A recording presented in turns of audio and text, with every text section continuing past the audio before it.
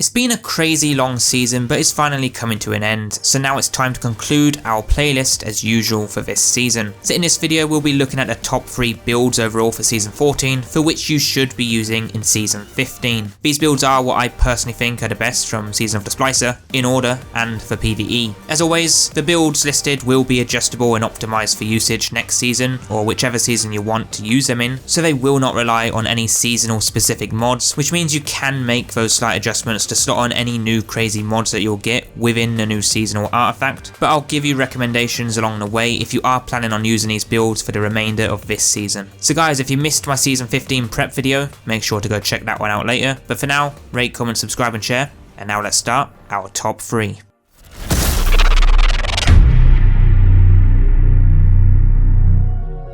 Now firstly, if you love one of these builds shown or want a full in-depth build setup guide for each one for season 14 and have a basic idea of what sort of mods you should be slotting next season, then you can go check out those related builds individually. There will be cards as always popping up on screen at the start of each showcase to take you to those videos that do use seasonal mods from season 14, so you can check that out if you want to maximise the build's effectiveness currently for Season of the Splicer. These builds shown here may be slightly different than the original separate videos.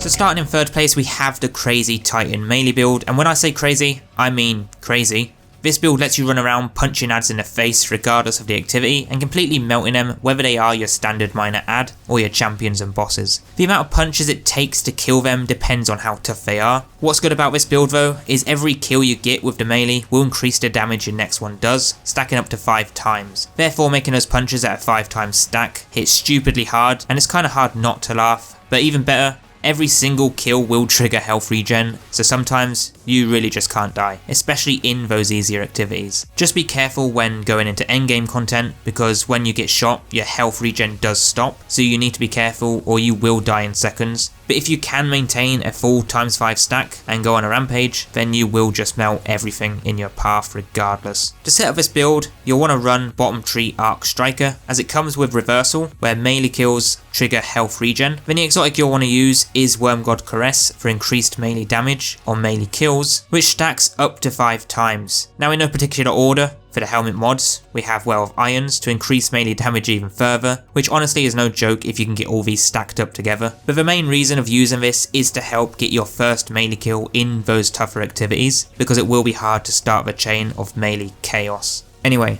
for the gauntlets, slot on Protective Light to give you extra damage resistance when your shields are destroyed, and alongside this, put on your champion mods that you may need. The next mod you want is Overload Wellmaker to spawn those Arc Elemental Wells using your finisher, Elemental Charge to become Charger Light when picking up those wells, and then for your class mods, you can use anything of your choice, but in season 14 we have Surge Detonators, so this would be your best choice currently as we are using the Arc subclass. Now the stat you want to max out will be Resilience and Recovery. Unless you are using those Surge Detonators, then you'll want to max out Discipline. The loadout choice is yours, but the best option is a 1-2 punch shotgun for even more DPS. You guys can play around with slotting in any standard mods in order armor pieces to suit your playstyle, but for the best in-depth full optimized build setup, view the card on screen in the top right.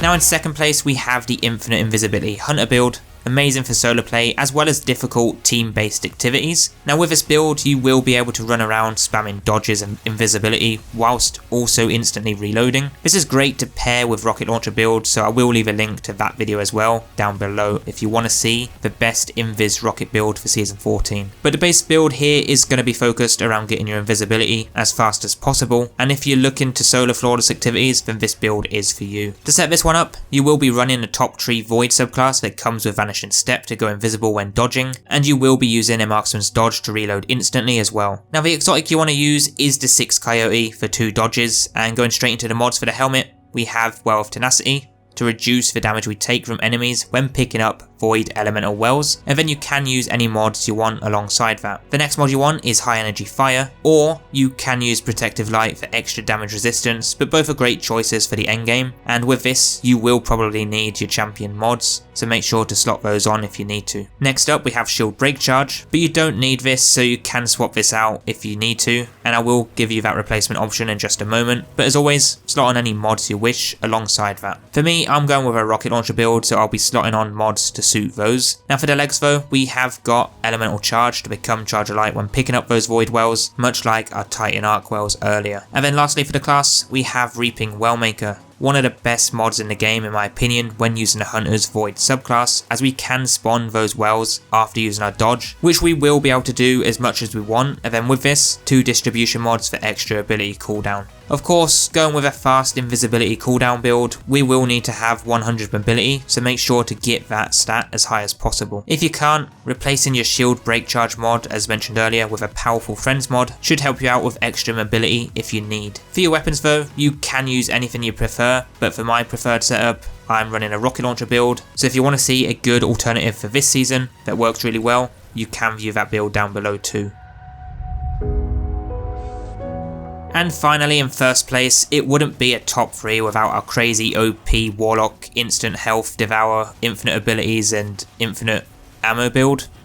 Yeah, let's just say you'll be able to run around killing ads with infinite ammo and on every kill you'll get max health. Pretty OP in all types of content. This build is perfect for again solo activities and it pairs really well with the Huckleberry and Riskrunner. But you can use this build with any weapon preference, so if you want to run around with swords, go for it. This build will be insane for as long as you're getting kills. It may be slightly tougher to use in things like a Grandmaster Nightfall because continuously killing ads quickly may not be as easy as most other activities in the game. Either way, it's a fantastic build to use and it's definitely worth having for next season. So firstly, you want to run bottom tree Voidwalker or Nova Bomb, as this comes with Devour, which the build is focused around to give you instant max health on kills, which is pretty OP, and with this you can choose the Healing Rift or an Empowering Rift, whichever you prefer. If you do want the best setup of this build, you can view that card on screen for a more in-depth guide. But for your loadout, the best option to pair with Devour is the Huckleberry. That is if you have the Masterwork version, as you can just shred through enemies one by one in most activities up to Legend difficulty without any problems, and you won't need to reload as much, but in harder activities up to Master, you can go with Riskrunner if you have incoming arc damage from enemies like Fallen. Your heavy weapon choice is completely up to you for this build. I'm going with swords. But now for the exotic, we are using a Chromatic Fire to help us ad clear even more, which is a brilliant exotic with kinetic weapons. But if you're not using a Huckleberry, another okay choice is the Sanguine Alchemy, as you can just sit in a never ending rift, and this is what I used for this initial build setup.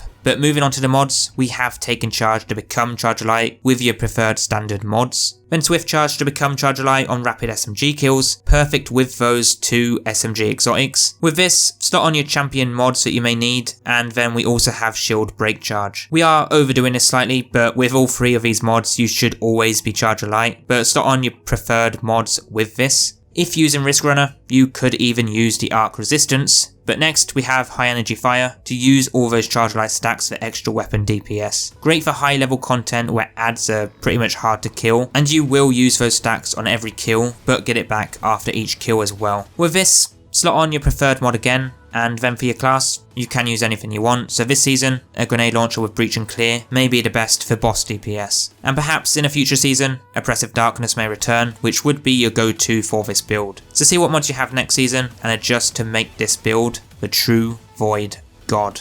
Now guys, that's all for your top 3 builds this season, and the top 3 builds to use in season 15. As always, if you want to see the full in-depth setup for each, view the cards on screen or the links in the description. But now next, you should go check out my season 15 prep guide for everything you need to prepare. But for now, rate, comment, sub and share, and let me know what your top 3 builds are this season. And thanks so much for tuning in. It's been a crazy long season, and there's plenty more builds like this to come.